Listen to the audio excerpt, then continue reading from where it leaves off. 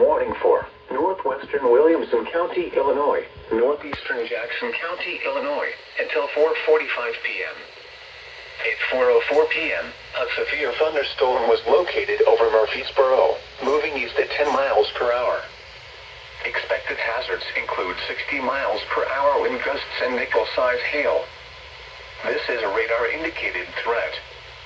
The following impacts are expected. Expect damage to roofs, siding, and trees. Locations impacted include Carbondale, Murfreesboro, Carterville, Delaware, Soto, Cambria, Hearst, Bush, and Cole.